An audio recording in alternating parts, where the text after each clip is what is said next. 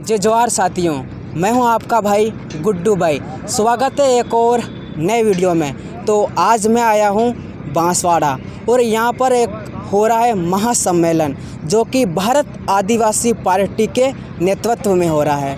और यहां पर हो रहा है अनुसूचित क्षेत्र आरक्षण महासम्मेलन जो कि अभी मैंने बताया बांसवाड़ा। और यहां पर आ रहे हैं बाप पार्टी के मेन लीडर जो सबके लिए खास है। बाप पार्टी की पहचान है, जो जीते हैं अपनी जनता के लिए, जहाँ जाते वहाँ भीड़ लग जाती है। राजकुमार रोत के लिए तो राजकुमार रोत जी आ रहे हैं। उसके बाद सेलाना जो कि मध्य प्रदेश विधायक कमलेश्वर डोडियार जी भी यहाँ पर आ रहे हैं। और हमारे ज़िले से जो कि थावरचंद डामोर भी आ रहे हैं और आसपुर से उमेश डामोर आ रहे हैं। और बहुत सारे आदिवासी नेता यहाँ पर आ रहे हैं और इस महासम्मेलन को संबोधित करेंगे। तो यहाँ पर जो कुछ भी है वो सब कुछ दिखाने का हम आपको पूरा प्रयास करेंगे। तो शुरू करते हैं बांसवाड़ा महासम्मेलन से।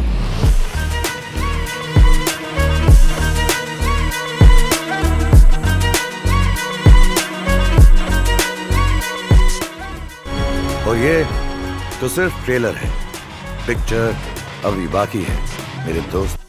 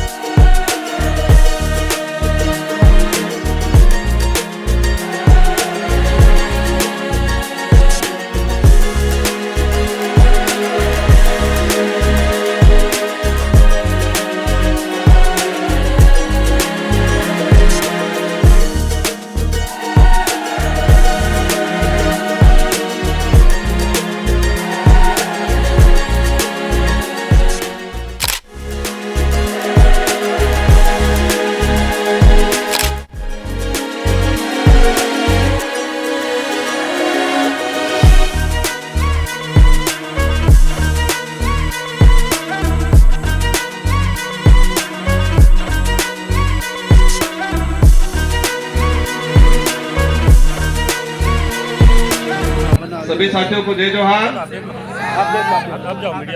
मेरे वक्तव्य शुरू होने से पहले मैं ये जो धरती है बासिया सरकोटा की धरती को नमन। मेरा इस मंच पे जो जिनकी प्रतिमाएं लगी हैं इन सारे महापुरुषों को मेरी ओर से नमन करना चाहूंगा। जिस महान व्यक्ति ने हमारे भारत देश का एक महान संविधान बनाया है, विश्व का सबसे बड़ा जो लिखित संविधान बनाया है, बाबा भीमराव अंबेडकर जी को नमन। उस संविधान में आदिवासी समाज का प्रतिनिधित्व करने वाले जयपाल सिंह मुंडा जी को नमन। और इस आदिवासी इलाके के अंदर जब राजा रजवाड़ा अंग्रेजों का जो शासन चलता था उस दौरान एक भुखमरी चलती थी।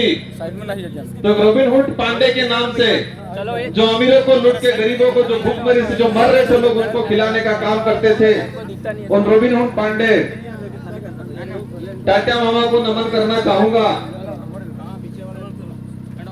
इस पूरे इलाके में अगर भक्ति के क्षेत्र में बात करें और भक्ति के माध्यम से, शांति के माध्यम से आदिवासी समाज के अंदर जन जागृति लाके अंग्रेजों और राजा रजवाड़ों की गुलामी से बाहर लाने का काम किया। गोविंद गुरु महाराज को भी नमन करना चाहूंगा। इन्हीं क्रम में हमारे जितने जो योद्धा हैं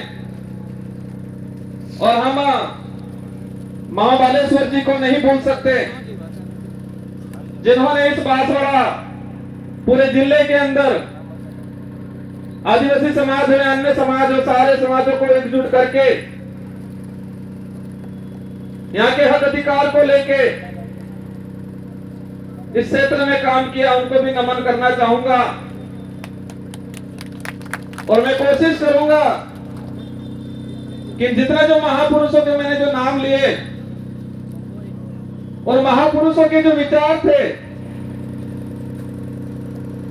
उन विचारों को जन जन तक पहुंचाने के लिए उन्होंने जो संघर्ष किया,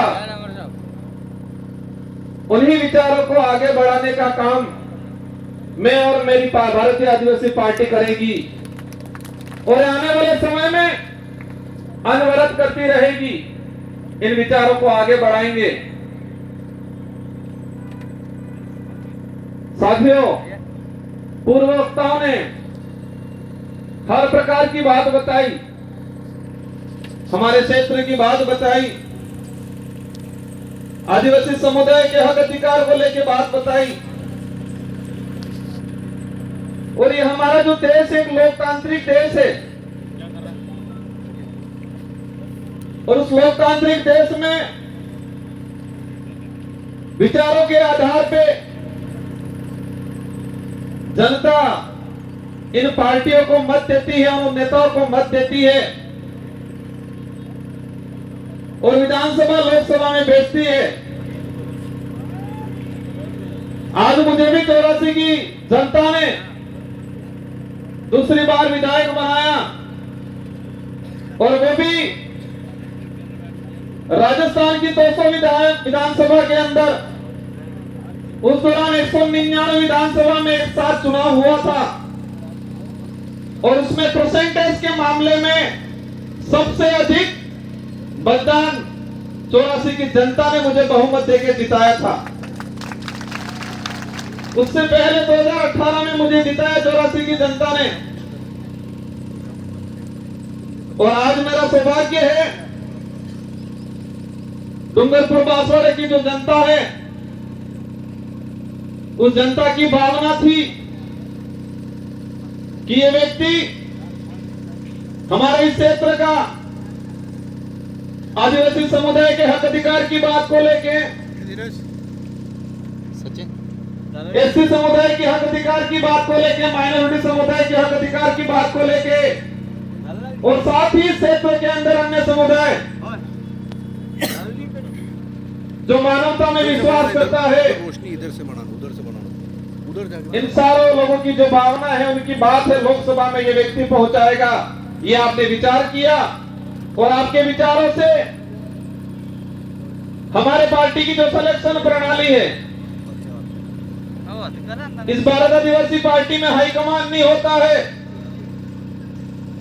और इस पार्टी में हाईकमान आम जनता, आम कार्यकर्ता होती है। और आपकी भावना के अनुरूप मुझे इस लोकसभा क्षेत्र का सांसद प्रत्याशी बनाया और मैं उम्मीद करूंगा कि जिस भावना से आपने मेरा सिलेक्शन किया है, उसी भावना से मेरा इलेक्शन भी करोगे, ये मुझे उम्मीद है आप सबसे। मैं आप सबको भरोसा भी दिलाना चाहूंगा, इस देश को आजाद कराने में इस क्षेत्र के अंदर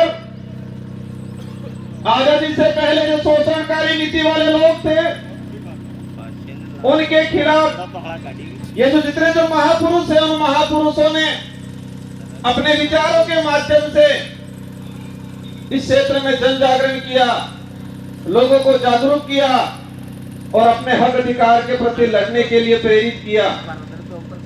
और मैं वही विचार, ये जो महापुरुष हैं, उन महापुरुषों के जो उद्देश्य थे, इन उद्देश्यों को उन्हीं के विचारों के माध्यम से मैं पूरे करने की कोशिश करूंगा। साथियों, आज का जो कार्यक्रम है, अनुसूचित क्षेत्र में आरक्षण व्यवस्था, आरक्षण को लेकर महासम्मेलन,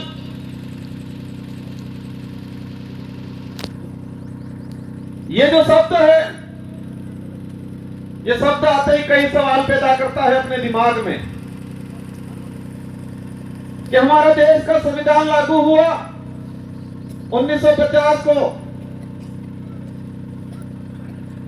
और आज 2024 हो गया और अभी तक उस संविधान के अंदर जो प्रावधान थे, उन प्रावधानों को आज तक धरातल पे लागू नहीं किया।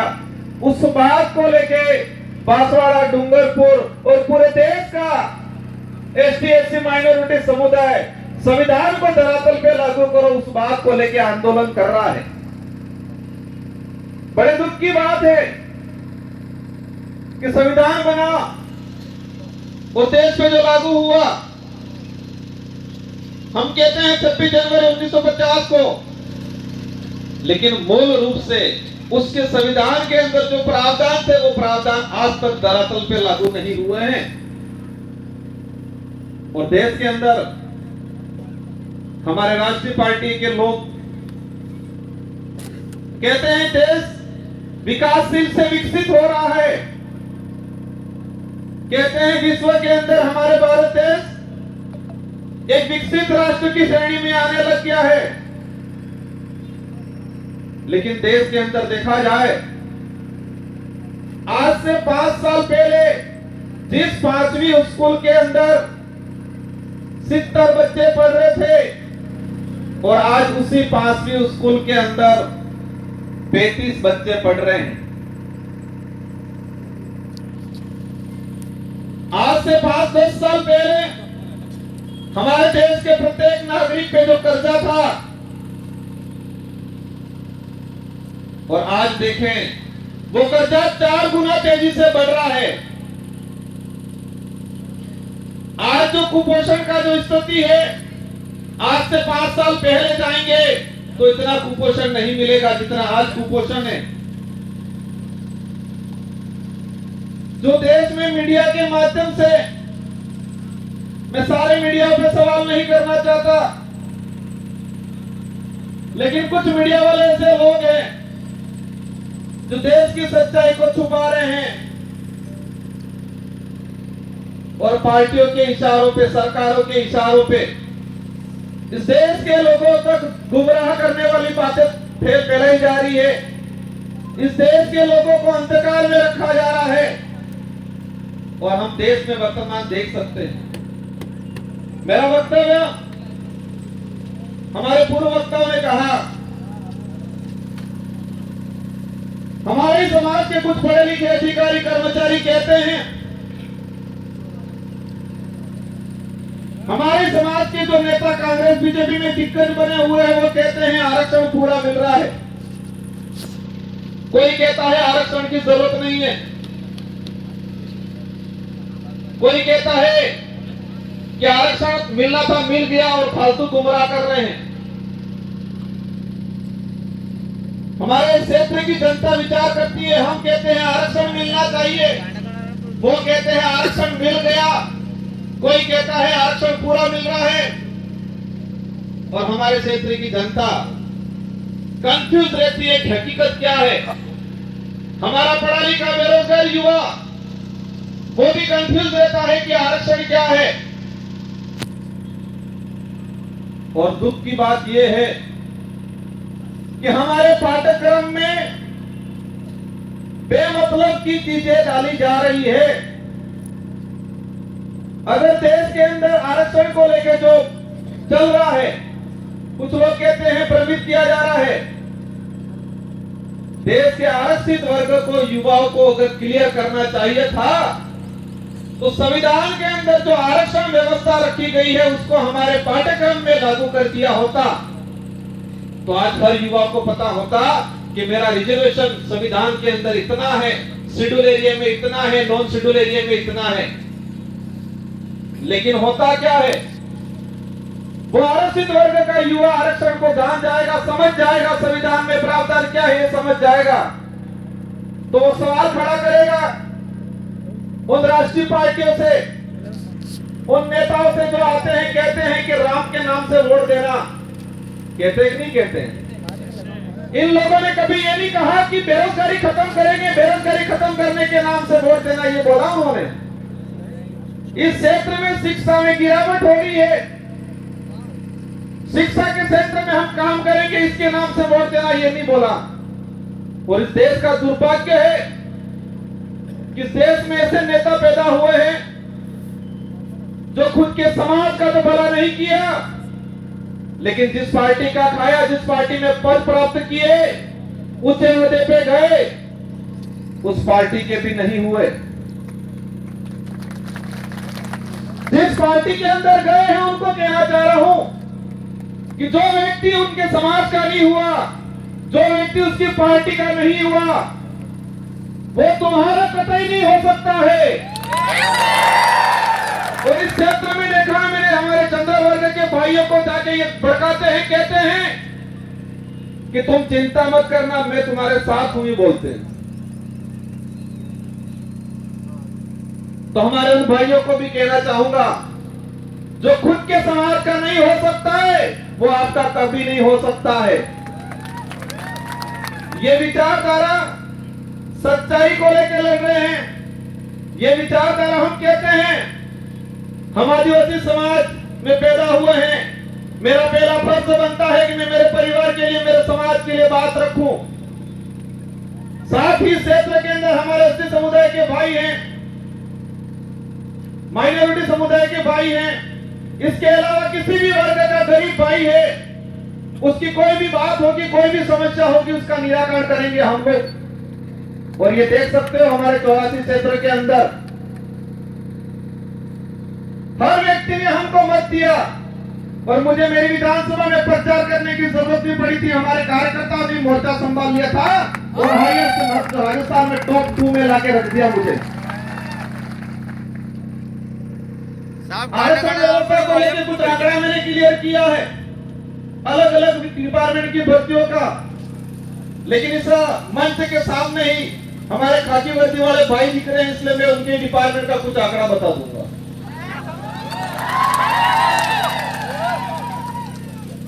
मैंने एक लेटर लिखा था 2020 में कि अनुसूचित क्षेत्र के अंदर आरक्षण व्यवस्था को लेके 2013 के अंदर जो अधिसूचना जारी की है वो इस क्षेत्र के लिए काला कानून है, ये वर्ड यूज किया था मैंने अनुसूचित क्षेत्र के 1700 सरपंचों को पत्र लिखा था, सारे एमएलए एमपी को पत्र लिखा था, पूर्व एमएलए प्रधान को पत्र लिखा था।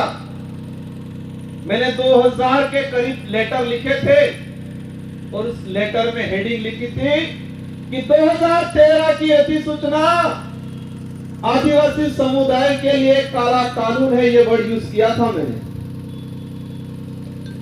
और उसी वर्ड को मैं आज एक्सप्लेन करना चाहूंगा, मैंने क्यों बोला था। ये समय का अभाव है, मैं सोचकर निपटूंगा। हमारे साथ जो अन्याय हुआ है, हमारे साथ जो धोखा हुआ है, हमारे युवाओं के साथ, युवाओं की भावनाओं के साथ खिलवाड़ हुआ है, वो सभी गांठ बांध के रखना है, वो गुस्सा अंदर समाहित करके रखना है। और जब लोकतंत्र में एक अवसर आता है और 5 साल में, उस दिन ये बदला एक साथ लेना है और उनका रगड़ा निकालना है। 2013 की अधिसूचना हुई पुलिस डिपार्टमेंट की भर्ती 2013, 2016 और 2018, 3 भर्तियों के अंदर 2312 कुल पद आए। मैं ये आज इसलिए कहना चाह रहा हूं कि इन्हीं कमल कांग्रेस के नेताओं ने, और मुख्य रूप से 2013 में जो मंत्री थे, वर्तमान विधायक थे, जो ईडी के डर से आज भाजपा में चले गए, उनके ही कर कमलों से ये लागू किया गया। अब इसमें क्या है प्रावधान? इन 3 भर्तियों की बात करें, कांस्टेबल भर्ती 2312 कुल पद आए। प्रावधान ये किया गया 45% एसटी को, 5% एससी को और 50% ओपन कैटेगरी को दे दिया जाएगा। मतलब ओपन कैटेगरी में कोई भी जा सकता है, एसटी का व्यक्ति जा सकता है, एसटी का व्यक्ति जा सकता है, ये बात बोली उन लोगों ने। लेकिन आंकड़ा क्या आता है? मैं ऑल ओवर की बात करूं, एसटी को मिले 828, 2312 में से एसटी को मिले 828 और वो 35% पद मिले, 45% पूरा नहीं मिला। वही बात करें ओपन कैटेगरी के जो पद आए 1156 और मिले उनको मिले 1359, 58%, और उसमें एसटी एससी का रिजर्व कैटेगरी के लड़के गए 12 लड़के। और वहीं ये सामने खड़े में कहना चाह रहा, उनकी पदोन्नति होती है, उनके पदों की गणना अपने कैटेगरी में लेते हैं। और कुछ नेता कहते हैं, ये बात इसलिए एक्सप्लेन कर रहा हूं मैं, हर व्यक्ति को अपना हक मांगने का अधिकार है। एक बाप के अगर 4 बेटे हैं, 3 बेटों के साथ अन्याय होता है और एक बेटा इस सारी जमीन लेके खड़ा खाता है, तो क्या 3 बेटे आवाज नहीं उठाएंगे? तो इस क्षेत्र में हमारा अन्य समाज का व्यक्ति रहता है, उनसे भी कोई दुश्मनी नहीं है, उनकी भी वाजिब मांग को हम रखेंगे। लेकिन हमारा फर्ज बनता है, जिस सर्टिफिकेट लगा के हम यहाँ पर आए हैं, उस सर्टिफिकेट के आधार पर एमएलए एमपी बनते हैं, तो जिस समाज का सर्टिफिकेट लगाया है, उस समाज के हक अधिकार के लिए अगर हम नहीं बोलते हैं तो कौन बोलेगा? इस आधार पर पुलिस भर्ती का अगर देखा जाए तो हमारे लड़कों का 300 पद के आसपास नुकसान हुआ।